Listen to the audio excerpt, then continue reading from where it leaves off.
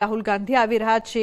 કાર્યકર્તાઓમાં પણ ઉત્સાહ છે। મહત્વની બેઠક છે તે મળવાની છે કોંગ્રેસના દિગ્ગજ નેતાઓની સાથે। 5 પ્રભારીઓ જિલ્લા મથકે જવાના છે। એમાંથી એક નેશનલ લેવલના સિનિયર મોસ્ટ નેતા છે। આખા રાજ્યના પ્રભારી રહ્યા હોય, મિનિસ્ટર રહ્યા હોય, સાંસદ રહ્યા હોય એવા સિનિયર વ્યક્તિ જિલ્લા મથકે સેન્ટ્રલમાંથી આવેલા અને 4 વ્યક્તિઓ અમારા ગુજરાતના, એમ 5 વ્યક્તિઓ જશે। આપણે ગુજરાતમાં કહેવાય છે ને પંચ ત્યાં પરમેશ્વર, 5 ભેગા મળીને નિર્ણય કરે તો પરમેશ્વરે કરેલા નિર્ણય જેવો સારો નિર્ણય થાય તો એ રીતે નિર્ણય થશે। આવતીકાલે અરવલ્લી જિલ્લામાં આ પાયલટ પ્રોજેક્ટનું લોન્ચિંગ થશે। અરવલ્લી જિલ્લામાં દરેક બૂથથી એક વ્યક્તિ આવે એ રીતે કાર્યકર્તા આવશે અને એમનો રાહુલ ગાંધીજી સાથે વાત।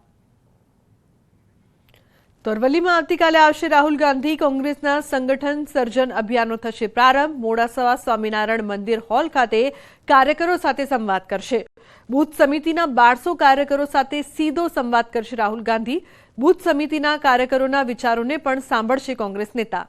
તો સીધા કાર્યકરો સાથે સંવાદ કરવાનો રાહુલ ગાંધીનું આયોજન। અમદાવાદથી રોડ માર્ગે મોડાસા આવશે રાહુલ ગાંધી। અરવલ્લી જિલ્લા કોંગ્રેસ સમિતિના કાર્યક્રમને લઈને તૈયારીઓ થઈ રહી છે।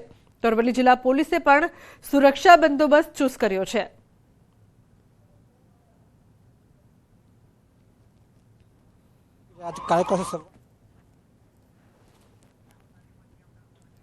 તો રાહુલ ગાંધી અમદાવાદ પહોંચી ચૂક્યા છે। સીધા દ્રશ્યો અત્યારે આપ જોઈ રહ્યા છો। રાહુલ ગાંધીનો 6 દિવસમાં આ બીજો પ્રવાસ છે અને મિશન ગુજરાત પર રાહુલ ગાંધી એકવાર ફરી ગુજરાતમાં કોંગ્રેસના નવસર્જનનો પ્રારંભ છે। સાથે સંગઠન સર્જન અભિયાનની મોડાસાથી તેઓ શરૂઆત કરવાના છે। જે કોંગ્રેસના કાર્યકર્તાઓ છે તેમની સાથે સીધો સંવાદ પણ કરવાના છે। 16 એપ્રિલથી સંગઠન સર્જન અભિયાનની શરૂઆત થઈ રહી છે। એક્સક્લુઝિવ દ્રશ્યો, રાહુલ ગાંધી પહોંચી ચૂક્યા છે અમદાવાદ। એરપોર્ટથી નીકળી રહ્યા છે।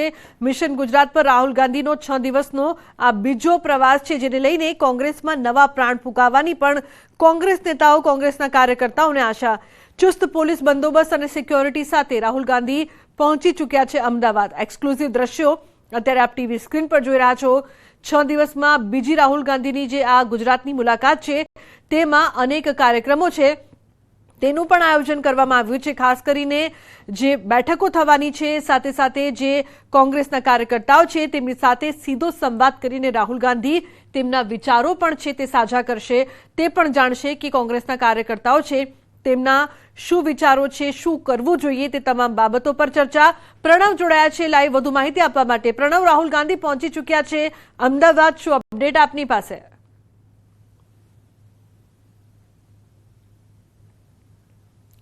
તો જે પ્રકારથી ગુજરાતમાં કોંગ્રેસના નવસર્જનનું જે કાર્યક્રમ છે અને રાહુલ ગાંધીએ જે કમાન છે તે સંભાળી છે, અમદાવાદ આવી પહોંચ્યા છે તે 16 એપ્રિલથી સંગઠન સર્જન અભિયાનની શરૂઆત।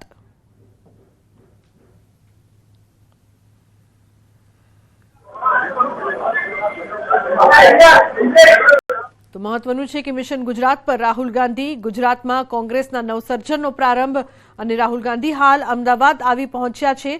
એરપોર્ટથી તે સીધા નીકળી રહ્યા છે અને પોતાના કાર્યક્રમની શરૂઆત કરી રહ્યા છે। 16 એપ્રિલથી સંગઠન સર્જન અભિયાનની શરૂઆત થઈ રહી છે। મહત્વની વાત એ છે કે 6 દિવસમાં બીજી વખત રાહુલ ગાંધી ગુજરાતમાં છે, એટલે ગુજરાત કોંગ્રેસમાં કહી શકાય કે ખૂબ જ આશાની સાથે આનંદ પણ છે। નવસર્જનના પ્રારંભના સંકેત પણ જોવા મળી રહ્યા છે। મહત્વની બેઠકોની સાથે સંગઠન સર્જન અભિયાનની મોડાસાથી શરૂઆત થવાની છે। કાર્યકરો સાથે સીધો સંવાદ પણ રાહુલ ગાંધી છે તે કરવાના છે। તમામની વાત પણ સાંભળશે। રાહુલ ગાંધી આવતીકાલે મોડાસા ખાતે આવી રહ્યા કાર્યક્રમ સાથે સંવાદ કરશે, ત્યારે પોલીસ દ્વારા જે પ્રકારે બંદોબસ્ત કરવામાં આવ્યો છે, જે પ્રકારે પ્રોટોકોલ પ્રમાણે કામગીરી કરવામાં આવી રહી છે, ખાસ કરીને જે સ્વામિનારાયણ મંદિર મોડાસા ખાતે જે આવેલું છે ત્યાં આ પ્રકારની સ્થિતિ છે। જોઈ શકાય છે કે કાર્યકરો સાથે સંવાદ માટે જે દિગ્ગજ નેતા છે રાહુલ ગાંધી ત્યાં પહોંચશે। આ તરફ દ્રશ્યો બતાવીશ તમને કે ત્યાં સ્વામિનારાયણ મંદિર છે, જ્યાં ઉપર હોલ આવેલું છે કે જ્યાં કાર્યકરો સાથે સીધો સંવાદ કરશે।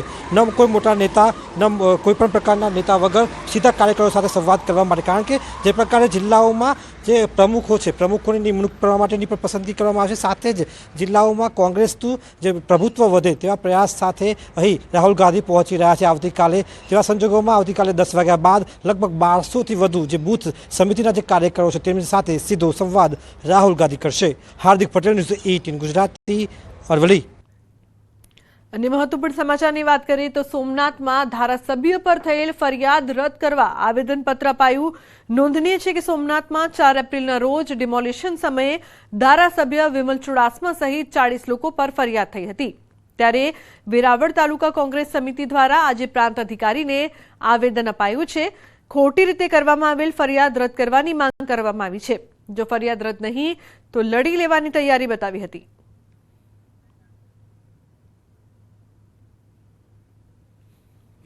લોકોના પ્રશ્નો સાંભળવા તેમની આગવી ફરજના ભાગરૂપે તે ત્યાં ગયા છે અને પ્રજા આ લોકશાહીનો દેશ છે। લોકશાહીની અંદર પ્રજા માટે આંદોલન કરવું કે લડવું એ કોઈ ગુનો નથી। છતાં પણ જે ફરિયાદો થઈ છે એટલે અમે માનનીય મુખ્યમંત્રીશ્રીને વિનંતી કરીએ કે આ કેસો પાછા ખેંચાય અને જો કેસ પાછા ખેંચવામાં નહીં આવે તો પ્રદેશ નેતૃત્વ અને સમગ્ર કોંગ્રેસની ટીમ બેસી અને આગામી રણનીતિ નક્કી કરી અને તંત્ર સામે લડી લેવાના મૂડમાં પણ છે। તો કોંગ્રેસ નેતા ઠાકરસિંહ રબારીને જેલમાં ધકેલવા મુદ્દે ગરમાયું છે રાજકારણ। ભાજપે કોંગ્રેસ પર આકરા પ્રહાર કર્યા છે। ભાજપ નેતા યજ્ઞેશ દવેનું નિવેદન, કોંગ્રેસ પોલીસની કામગીરીના વખાણ નથી કરતી, પરંતુ જ્યારે તેમના નેતા પકડાય ત્યારે ખોટા નિવેદનો આપે છે। ગુજરાતમાં કોંગ્રેસના નેતા નશાનો કારોબાર કરતા હતા તો બીજી તરફ કોંગ્રેસે પણ પ્રતિક્રિયા આપી છે। કોંગ્રેસ પ્રવક્તા ડોક્ટર મનીષ દોશીનું નિવેદન, મનીષ દોશીએ ભાજપ પર નિશાન સાધ્યું। ભાજપ નેતાઓ સામે પણ અનેક ગુના નોંધાયેલા છે, ત્યારે ભાજપ નેતાઓ કેમ કશું બોલતા નથી? ઠાકરસિંહ ધરપકડ મુદ્દે કાયદો કાયદાનું કામ કરશે। આજ ઠાકરસિંહભાઈ ઉપર ગુજરાત પોલીસે ભૂતકાળમાં પાસાની ભલામણ પણ કરી હતી। દારૂના કેસો પણ નોંધાયેલા છે ગુજરાતની અંદર।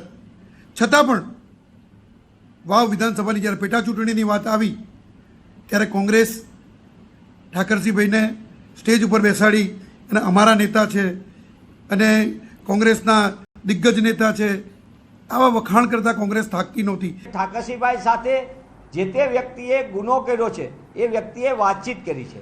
એ વાતચીતના આધારે રાજસ્થાનની પોલીસે એમની ઉપર કેસ નોંધ્યો છે।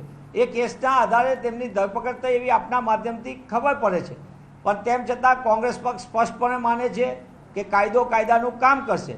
પણ ભાજપા પોતાનું ગિરેબાનમાં ઝાંખવાની જરૂર છે। ગુજરાતની અંદર ડ્રગ્સના કારોબારીઓના સુરતની અંદર નજીકના નાતો હોય, દારૂની મોટા પાયે કરોડો રૂપિયાના દારૂના જથ્થાના વેપલામાં ભાજપાના નેતા હોય, દુષ્કર્મના અનેક જગ્યાએ કિસ્સાની અંદર એ પછી કોર્પોરેટર હોય આણંદમાં કે વડોદરાની અંદર આગેવાન હોય। તો ખ્યાતિ હોસ્પિટલ કાંડમાં ચાર્જશીટ દાખલ કરવામાં આવી છે। મુખ્ય આરોપી કાર્તિક પટેલ સામે ચાર્જશીટ દાખલ। અગાઉ 9 આરોપીઓ વિરુદ્ધ ક્રાઇમ બ્રાન્ચે ચાર્જશીટ દાખલ કરી હતી।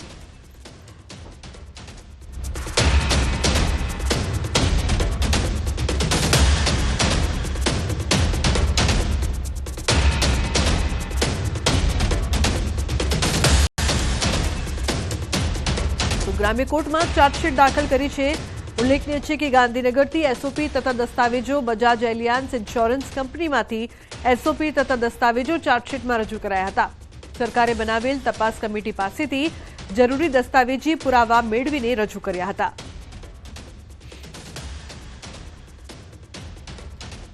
તો વડોદરામાં તસ્કરોએ હદ કરી હનુમાનજી મંદિરના ભંડારામાં વાસણોની ચોરી કરી। ભંડારા પાસે મૂકેલા વાસણો તસ્કર લઈ ગયો। વાસણોની ચોરી કરતો ચોર સીસીટીવીમાં કેદ થયો છે। જાહેર ભંડારામાંથી થઈ હતી વાસણોની ચોરી। સીસીટીવીના આધારે પોલીસે તપાસ હાથ ધરી છે। તો સમગ્ર ઘટના છે તે સીસીટીવીમાં કેદ થઈ છે। હનુમાનજીના મંદિરના ભંડારામાંથી વાસણોની ચોરી કરવામાં આવી છે। તો વડોદરામાં તસ્કરોએ હદ વટાવી છે।